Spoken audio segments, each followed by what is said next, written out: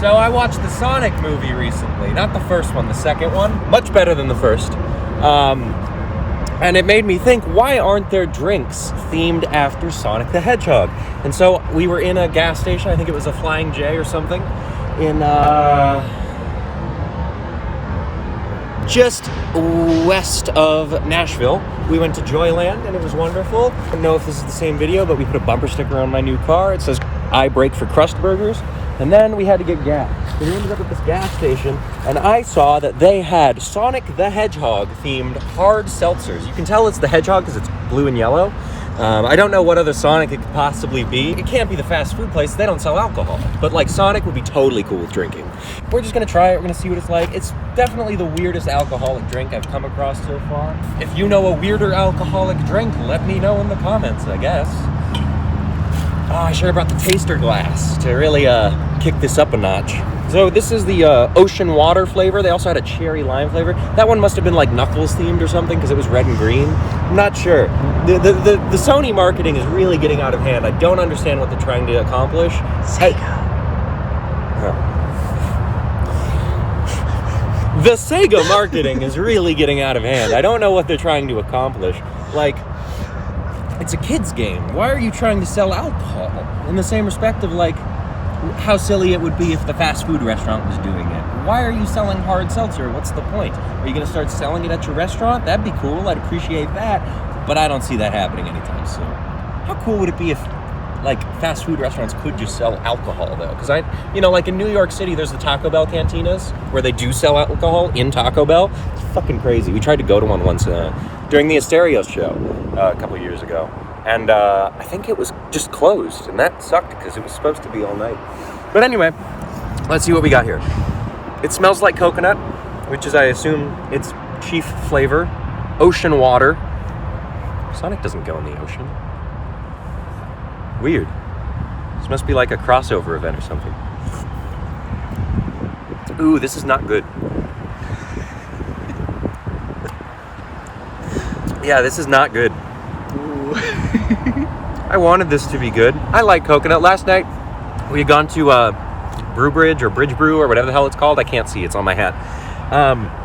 And we had gotten something called Kodiak Ale. And it was an ale with toasted coconut in it. It was a brown ale. It was very, very good. I really enjoyed the coconut flavor. But it's a lot more artificial. There's something weird going on with it. Maybe it's just that it is seltzer. It's really hard to tell. But regardless, okay. Having taken a couple more sips, so it's not like a weird, unfamiliar thing.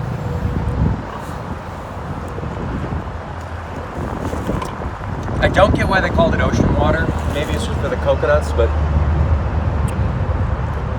I'll give this a 6 out of 10. Really? Yeah. You seemed pretty disgusted at first. I was, but it's just a weird new flavor. I don't go for seltzers that often. My favorite one's probably what is it? High Noon? What's the Dave Portnoy? It's High Noon. Okay, yeah, that's definitely the best seltzer I've ever had. Yeah, it's not very good, right? I mean, I don't like seltzers anyways, but as soon as I smelled it, I was like, oh, it's very coconut. I think if you like coconut water, you might like it. That is true. It is certainly refreshing, so it's got that going for it. It's got 5% alcohol, 160 calories, and 2 grams of sugar. It does not say why they decided to make this. There is 1 serving per container, which is 1 pint and 3.2 ounces. It's, yeah, I mean, if you like coconut, if you like seltzer water, this is probably for you. And I would probably not get it again. But it's cool. It was fun. I can't believe that Sega went this far with it. I mean, it's insane.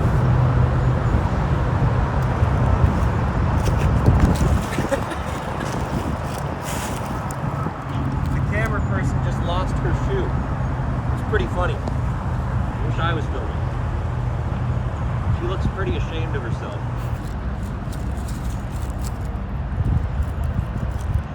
Oh, this is the Johnny Cash rest area. I think. Let me double check. Yeah, we're at the Johnny Cash rest area. Want to go see if there's a statue of Johnny Cash inside or something? I think there is. There's a husky over there, though.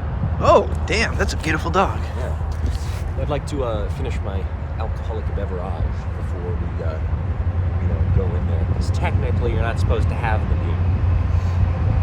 Oh, here's the thing.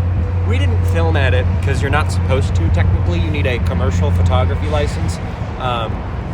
But before we left Bowling Green, we went to... what was it called? Something Arboretum and Downing Museum. What was I don't know. It's the guy who owned the property and made the house and the property and everything. That guy was Downing. No. Downing was the artist.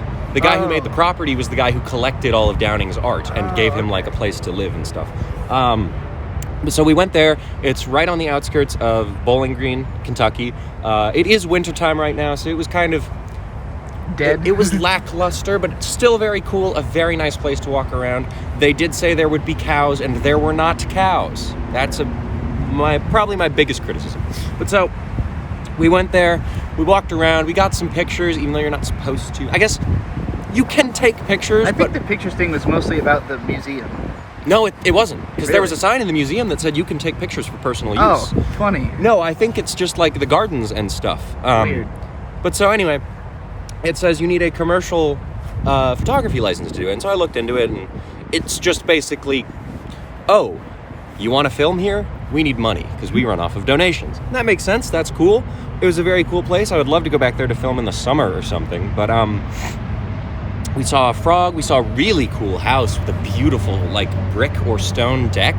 It's the best built deck I've ever seen. It was probably very expensive. And all of the art was very cool as well. I think my favorite thing I saw in there was, it's probably not going to be there if you hear about this and happen to go visit anytime after this month, which happens to be February 2023. They had these, what was it called? The Kingdom of Fife, right? So there's a couple different guys named Fife. I assume they're all brothers. And they had their own... There's 3 generations. 3 generations? Oh, that's really cool. Okay. I don't remember their names. I think one of them was Tim. The other one was like Marvin or Martin or something. I don't remember. You can look this up. But my favorite piece was in this, or pieces rather, and it was, actually there are 2. There's more than 2. But I'm grouping a bunch of them into one, and that is, like, they had these walking sticks that had, like, ducks with fish in their mouths carved in as the head of the walking stick, or, like, dodos, or a guy. I don't know who the guy was, but, and then they also had this, my favorite singular piece of art was, like, it was 2 dodos on a log, and some kind of sculpture made out of metal or something. It was just adorable. Dodos. Oh! Another thing I didn't tell you about that I learned the other day. Dodos are coming back. There's a company that's Jurassic Parking it up, and dodos are coming back. Oh, okay. All right. Jurassic Park's going to be real in like 50 years. Yes, no, it literally is. They have the technology. It has basically just been an issue of money. It's very interesting. I forget what the company's called, but it's real cool. Is there anything else I have to say? I feel like this has been a pretty good, vlog rant to just sit at a camera and talk about things. Excelsior!